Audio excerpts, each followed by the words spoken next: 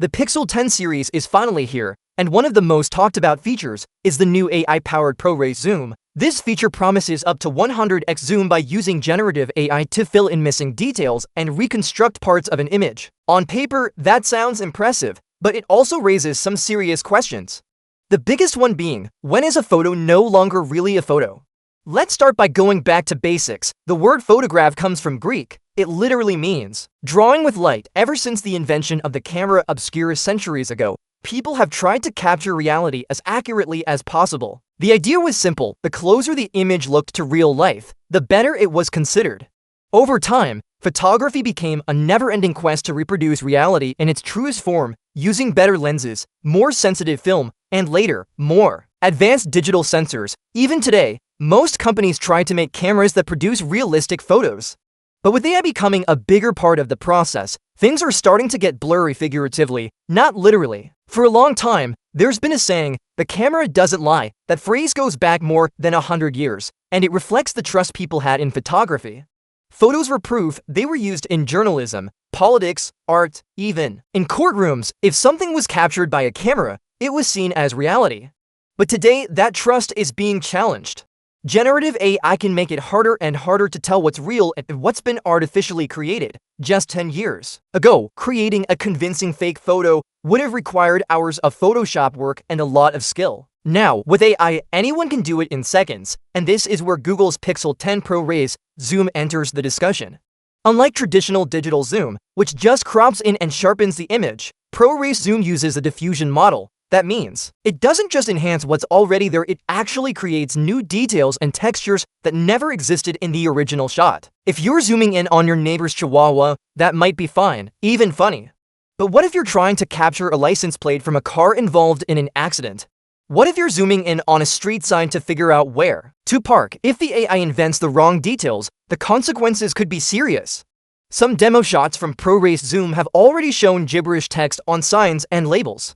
That shows how easy it is for the system to misinterpret fine details. Imagine relying on that kind of image in a legal case or an investigation. It could completely change the outcome. The Pixel 10 series also introduces other AI camera features like Best Take, which lets you swap faces in group photos, and Add Me, which can insert you into pictures where you weren't originally present. These may sound fun and harmless, but they raise similar questions. A photo could place you in a location you never visited. That might be fine on social media, but in a legal or professional context, it could become a serious problem. Google is aware of these concerns. That's why it has introduced C2PA content credentials in the Pixel 10's camera system. Every photo taken on the device carries secure metadata showing whether AI was used in the process. This happens directly on the phone's Tensor G5 chip and Titan M2 security chip, which makes it more difficult to tamper with. This is a step in the right direction, but here's the real question. How many regular people will ever check the metadata of a photo?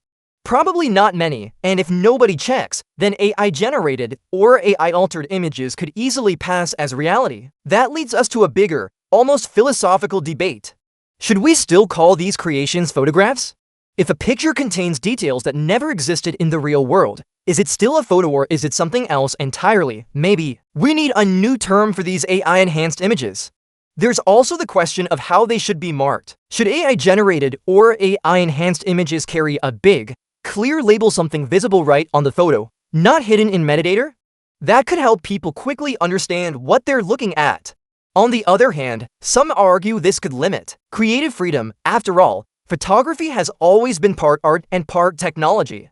At the end of the day, features like ProRes Zoom highlight both the power and the risk of AI in everyday technology. They give us tools that were unthinkable just a few years ago, but they also blur the line between reality and imagination. Whether that's a good thing or a bad thing depends on how responsibly the technology is used and how clearly we communicate when AI is involved. So what do you think? Should AI-generated or AI-assisted photos be treated differently from traditional ones? And should companies like Google make it crystal clear when AI has been used, instead of leaving it buried in the metadata? One thing is certain: with the Pixel 10 series, we've entered a new era of photography, and the line between real and artificial has never been thinner.